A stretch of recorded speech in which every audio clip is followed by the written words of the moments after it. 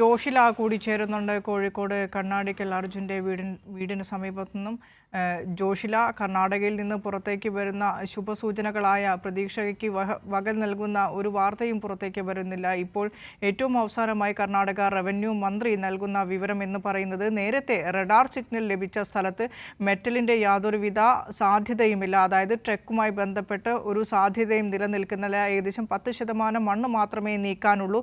ഈ 10% മണ്ണിനടിയിൽ അത്രയും വലിയ ഒരു ട്രക്ക് ഉണ്ടാകാനുള്ള ഒരു സാധ്യത ഇല്ല എന്നാണ് കർണാടക റവന്യൂ മന്ത്രി തന്നെ ഔദ്യോഗികമായി പറയുന്നത്. ശുഭസൂചനകളൊന്നും തന്നെ കർണാടകയിൽ നിന്ന് വരുന്നില്ല. ഏത് രീതിയിലാണ് നാട്ടുകാർ ഈ കാത്തിരിപ്പിനോട്, ഈ വാർത്തയോട് പ്രതികരിക്കുന്നത്?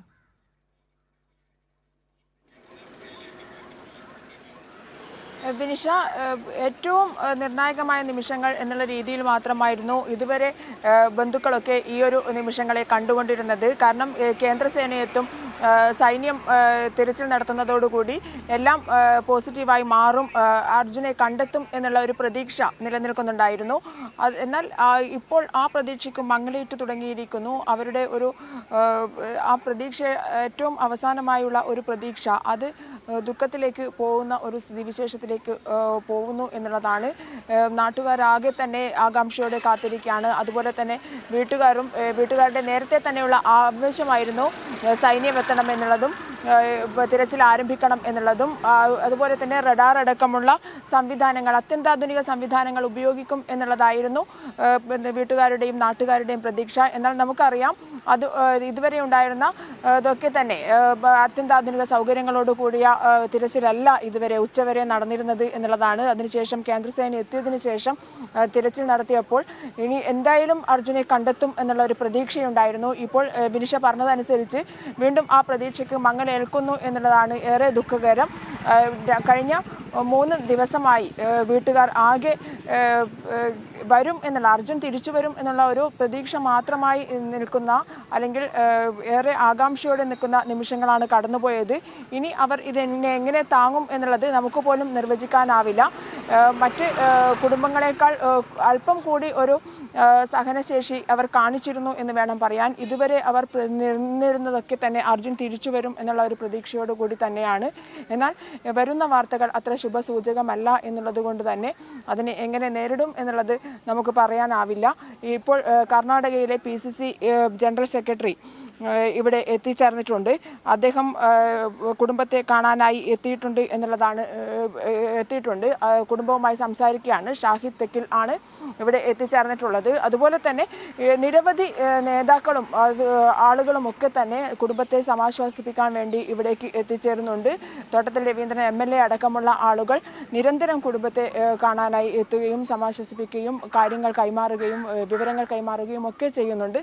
എന്നാൽ പോലും ആർക്കും ഒരു പ്രതീക്ഷ നൽകാത്ത രീതിയിലുള്ള വാർത്തകളാണ് ഇപ്പോൾ വന്നുകൊണ്ടിരിക്കുന്നത് എന്നുള്ളത് കൊണ്ട് തന്നെ ഇനി എങ്ങനെ കുടുംബം മുന്നോട്ട് പോകും, അല്ലെങ്കിൽ പ്രതീക്ഷയോടുകൂടി മുന്നോട്ട് പോകും എന്നുള്ളത് നമുക്ക് പറയാനാവില്ല. വിനിഷ, ജോഷില, ആ മനോധൈര്യം ആ വീട്ടുകാരും നാട്ടുകാരും നമ്മൾ എല്ലാവരും കാണിക്കട്ടെ. കാരണം ആ ഒരു പ്രതീക്ഷ കൈവിടാതിരിക്കട്ടെ. അർജുൻ തിരിച്ചു വരുമെന്ന് തന്നെ നമുക്ക് ഇപ്പോഴും പ്രതീക്ഷിക്കാം. നാട്ടിൽ വലിയ രീതിയിലുള്ള ക്യാമ്പയിൻ, സേവ് അർജുൻ ഒരു ഹ്യൂമൺ ആണ്, not only a driver, he's a human എന്ന തരത്തിൽ വലിയ രീതിയിലുള്ള ക്യാമ്പയിനിങ് നടക്കുന്നു.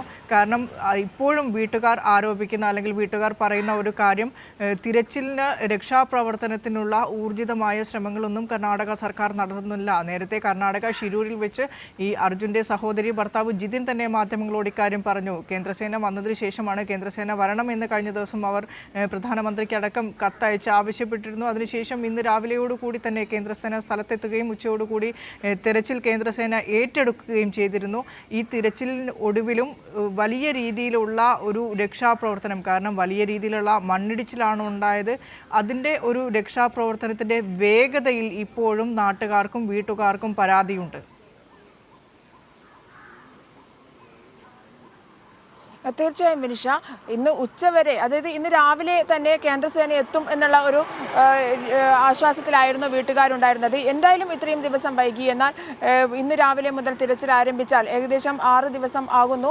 അപ്പോഴെങ്കിലും അർജുനെ ഉള്ളിൽ നിന്ന് കണ്ടെത്താനാകും ആ ഒരു വാഹനത്തിൻ്റെ ഒരു കപ്പാസിറ്റി വെച്ചുകൊണ്ട് ആ ക്യാബിനുള്ളിൽ അർജുൻ ഉണ്ടാകും എന്നുള്ള ഒരു പ്രതീക്ഷയിൽ തന്നെയാണ് കുടുംബം ഇതുവരെ കഴിഞ്ഞത്. എന്നാൽ അതുപോലും സൈന്യം എത്താൻ പോലും വൈകി. ഏകദേശം 2:30യോടുകൂടിയാണ് വീണ്ടും തിരച്ചിൽ ആരംഭിച്ചത്. അവിടെയാണെങ്കിൽ മഴയാണ്, പ്രതിസന്ധിയാണ്. എന്നിട്ട് പോലും തിരച്ചിൽ നടക്കുന്നുണ്ട്.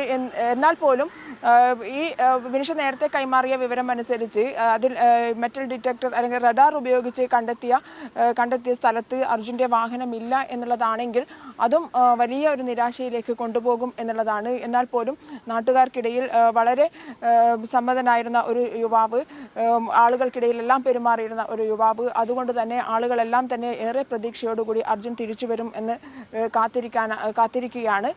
ആ സമയത്താണ് ഇത്തരത്തിലുള്ള വാർത്തകളും വന്നുകൊണ്ടിരിക്കുന്നത്. മാത്രമല്ല കുടുംബം അന്ന് തന്നെ പറഞ്ഞിരുന്നതാണ് കേന്ദ്രസേന എത്തണം അല്ലെങ്കിൽ സൈന്യം എത്തണം എന്നുള്ള കാര്യം. പക്ഷേ ഇതുവരെ കാത്തുനിന്നു. 5 ദിവസം കഴിഞ്ഞിട്ടാണ് ഇത്തരത്തിൽ ഏറെ വൈകിയാണ് ഇത്തരത്തിലുള്ള പ്രവർത്തനങ്ങൾ ആരംഭിച്ചത് എന്നുള്ളത് തന്നെ വലിയ നിരാശയ്ക്ക് ഇടം നൽകുന്ന കാര്യമാണ്.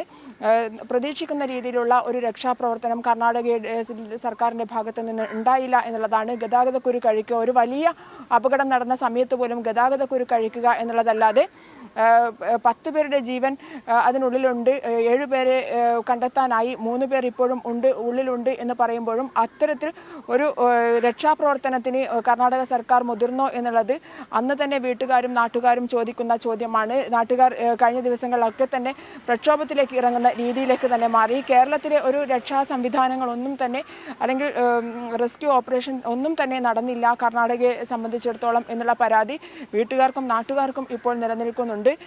അതേസമയം തന്നെ കേന്ദ്രസേന എത്തിയിട്ട് പോലും ഇത്തരത്തിൽ ഒരു രക്ഷാപ്രവർത്തനങ്ങൾ നടന്നില്ല എന്നുള്ളതും നിരാശാജനകമായി മുന്നോട്ട് പോകുന്ന കാര്യമാണ്. ശരി ജോഷ്ല.